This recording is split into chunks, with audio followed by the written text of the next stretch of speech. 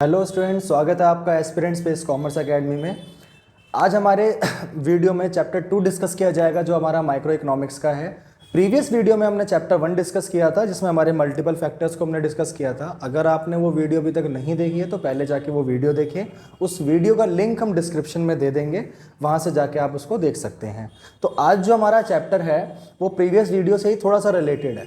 जैसे कि हमने वहाँ पे बात की थी टाइप्स ऑफ इकोनॉमिक्स की, तो इकोनॉमी की, वैसे ही हम यहाँ पे बात करेंगे central problems of an economy.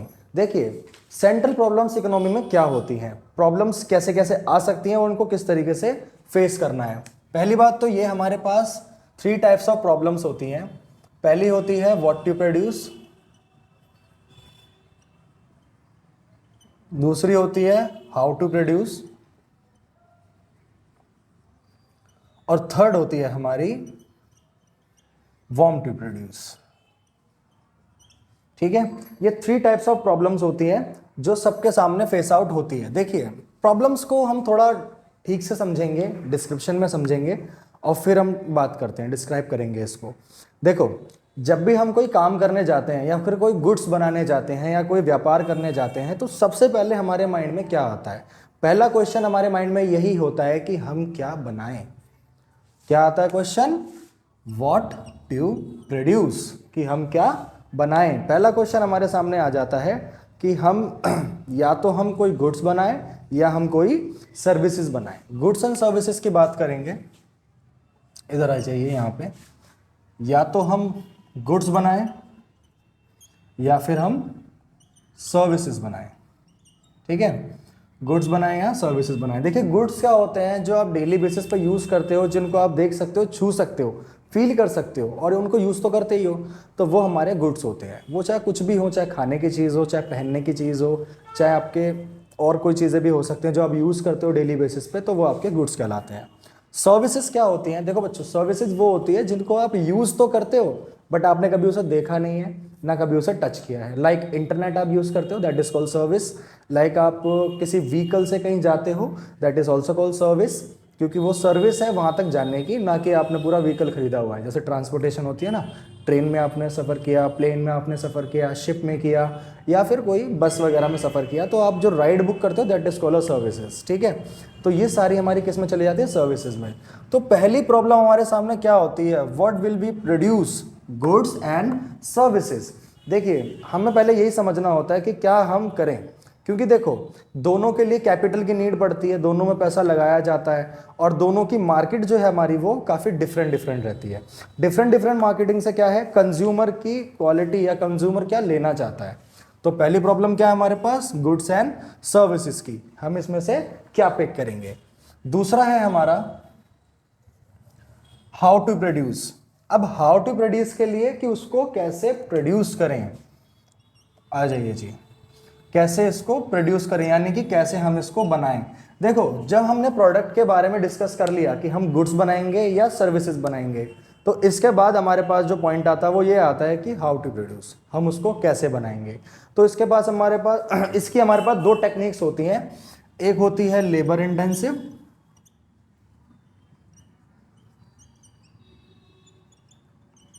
और एक होती है कैपिटल इंटेंसिव। ये हमारी टेक्निक्स होती है।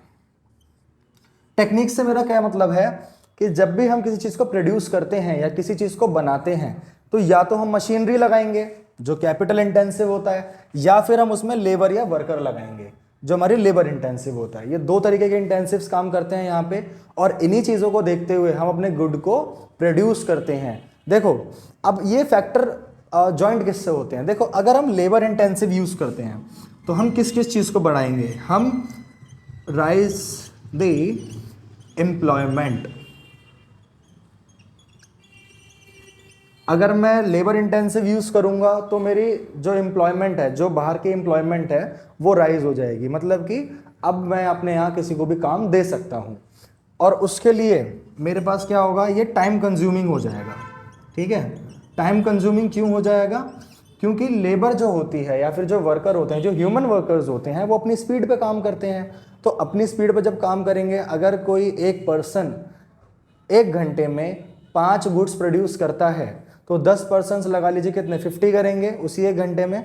अब बात करेंगे हम अपनी कैपिटल इंटेंसिव की, इसी का सेम अपोजिट, ये क्या कर देगा, रिड्यूस कर देगा व्हाट, एम्प्लॉयमेंट को। किसको रिड्यूस कर देगा, ये एम्प्लॉयमेंट को रिड्यूस कर देगा। क्यों, क्योंकि मशीन चलाने के लिए इतने सारे वर्कर्स की जरूरत नहीं पड़ती है, गिनती के 1-2 वर्कर्स चाहिए होते हैं, और ये टाइम कंज्यूमिंग नहीं होगा, ये होगा टाइम सेविंग। टाइम क्या होगा, ये सेविंग होगा। टाइम सेविंग क्यों होगा, क्योंकि भैया इसमें एक बार में मशीन 500 नहीं, 50 नहीं, 1000 से भी ज़्यादा प्रोडक्ट प्रोड्यूस कर सकती है। ठीक है, जहाँ पे 10 लोग काम कर रहे थे वहाँ पे एक इकलौती मशीन और 2 लोग बैठ के काम करेंगे तो 2 घंटे में इतने सारे गुड प्रोड्यूस कर सकते हैं कि जो आगे की सप्लाई के लिए बहुत ज़रूरी पड़ जाते हैं। लेकिन दोनों में मेरिट और डिमेरिट आप देख लीजिए। जो लेबर इंटेंसिव है वो आपकी एम्प्लॉयमेंट बढ़ाती है, और कैपिटल इंटेंसिव जो है वो आपकी एम्प्लॉयमेंट को रिड्यूस कर देती है। टाइम कंज्यूमिंग रहता है आपका लेबर इंटेंसिव, और टाइम सेविंग रहता है आपका कैपिटल इंटेंसिव। अब ये आपके ऊपर होता है कि आप इसमें से क्या पिक कर लेते हो।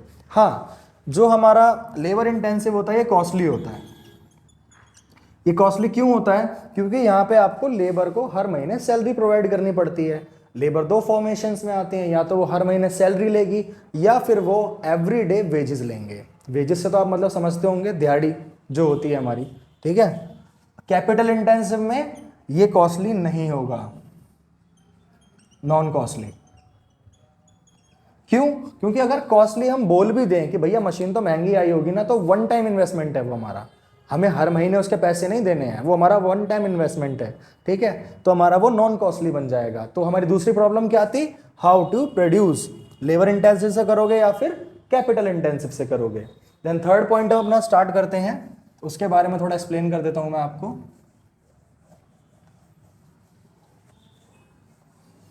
थर्ड पॉइंट के अंदर बोला वांट टू प्रोड्यूस, इसका मतलब होता है किसके लिए बनाएं। देखो जी, अब यहां पे 2 वर्डिंग आ जाती हैं, किसके लिए बनाएं। एक होता है बच्चों पुअर, एक होता है हमारा मिडल, और एक होता है हमारा रिच। अब इन 3 फैक्टर्स को थोड़ा ध्यान से समझना। देखो, अगर हम गुड प्रोड्यूस करते हैं किसी रिच पर्सन के लिए, तो वो गुड्स की कॉस्टिंग क्या होगी, ऑब्वियसली बहुत महंगी होगी। गुड्स जो होंगे वो क्या हो जाएंगे, कॉस्टली गुड्स। क्या बन गए वो, कॉस्टली गुड्स बन गए, मतलब कि वो क्या हो गए, महंगे हो गए। तो क्या उनको मिडिल क्लास या पुअर पर्सन परचेस कर सकते हैं, नहीं कर सकते। हम इसमें हाई प्रॉफिट अर्न करेंगे, किसमें, हमारे रिच गुड्स के अंदर हाई प्रॉफिट अर्न करेंगे। ठीक है, डेफिनेटली करेंगे, क्योंकि जब वो महंगा जाएगा तो उसका प्रॉफिट भी हमारा महंगा आ जाएगा। लेकिन क्या हम यहाँ पे इन दोनों के लिए चीज बना पाए, नहीं बना पाए, क्योंकि अफोर्ड ही नहीं कर पाएंगे। और अगर हम आते हैं मिडल की तरफ को, यहाँ पे अगर ये चीज लेकर आते हैं तो एक बार को यहाँ पे रिच पर्सन परचेस कर सकते हैं और पुअर पर्सन उसकी कोशिश कर सकते हैं, but not for a engagement actual, क्योंकि पुअर पर्सन उस चीज को एक्चुअल में एक्सेप्ट कर ही नहीं सकते, अफोर्ड कर ही नहीं सकते। ठीक है, लेकिन अगर मैं बोलूं कि कोई गुड हमने इनके लिए बनाया है, पुअर्स के लिए बनाया है, तो ना तो उसे मिडल मैन परचेस करेगा और ना ही उसे रिच पर्सन परचेस करेगा, क्योंकि जो चीज आपने गरीबों के लिए बनाई है या पुअर पर्सन्स के लिए बनाई है, जो ज्यादा पेमेंट अफोर्ड नहीं कर सकते, वो रिच पर्सन कभी भी अफोर्ड नहीं करेगा। क्योंकि उनके लिए क्या हो जाएगा, जब हम देखो किसी भी गुड्स में हम कम अमाउंट लेकर आते हैं कि भैया ये कम अमाउंट पे है, तो उसमें सबसे बड़ा डिमेरिट होता है उसकी क्वालिटी। क्वालिटी डल हो जाती है जो होता है बेसिकली। दूसरा, जो उसमें क्वांटिटी होती है वो भी थोड़ा कम रहती है। जैसे कि हमारे पास चॉकलेट्स होती हैं, चॉकलेट्स आप मार्केट में लेने जाते हो, बेसिकली चॉकलेट का टेस्ट तो सेम रहता है, चाहे आप 10 वाली ले लो, चाहे आप 50 वाली ले लो, चाहे आप 100 वाली ले लो, लेकिन इन तीनों में फर्क क्या है, ऑलवेज फॉर क्वांटिटी। और क्वालिटी भी मैटर कर जाती है। जब आप 10 वाली लेते हो तो उसमें आप देखते हो कि अंदर सिल्वर रैपिंग या गोल्ड रैपिंग नहीं मिलती है। 50 पे जाते हो तो शायद उसमें मिलती है या नहीं मिलती है, एक पेपर रैपिंग मिलती है, I think so paper wrapping होती है। उसके बाद जब आप 100 अबव जाते हो तो वहां पे आपको पूरी सिल्वर रैपिंग या गोल्ड रैपिंग मिलती है। तो उसमें आपने क्या देखा कि जितना हमारे प्रोडक्ट का रेट बढ़ा और हमारे कंज्यूमर्स की रीचिंग भी उतने हिसाब से बढ़ गई, क्योंकि जो 10 वाली या 50 वाली परचेज कर रहा है वो 100 वाली परचेज नहीं कर पाएगा, तभी वो उतने पे रुका हुआ है। अगर वो 100 वाली परचेस करता है तो उसके सामने मल्टीपल चॉइसेस आ जाती हैं कि वो किस क्वालिटी का गुड्स जो है वो परचेस करेगा। तो वार्म टू प्रोड्यूस में अगर हम कोई चीज रिच के लिए बनाते हैं तो कॉस्टली गुड्स होगा और हाई प्रॉफिट होगा। मिडल पे एक मिडल रेट का गुड होगा, ठीक है, मिड रेट का होगा, मिड रेट और नॉर्मल प्रॉफिट, कोई ज़्यादा प्रॉफिट नहीं होगा इसमें। लेकिन अगर यहाँ पे आ जाते हैं तो इसमें होगा लो रेट जो गुड्स का रहेगा और नो प्रॉफिट, कोई ज़्यादा प्रॉफिट होता ही नहीं है इसमें, बिल्कुल भी नहीं होगा। क्योंकि जब आप गुड्स का रेट कम कर देते हो तो जो उस पर कॉस्ट लगाई जाती है, जितने में वो सामान बना है उसमें हम प्रॉफिट ऐड कर ही नहीं पाते हैं, वो बहुत कम रेट पे मिलता है, ठीक है।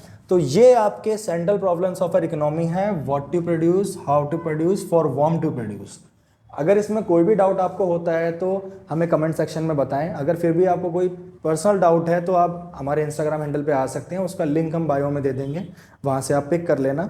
और इसके कुछ अलग अलग फैक्टर्स भी होते हैं लाइक पीपीसी और पीपीएफ, ये हम अपनी नेक्स्ट वीडियो में कंफर्म करेंगे क्योंकि वो जो हमारा कॉन्सेप्ट है वो थोड़ा ब्रीफ हमें समझाना पड़ेगा।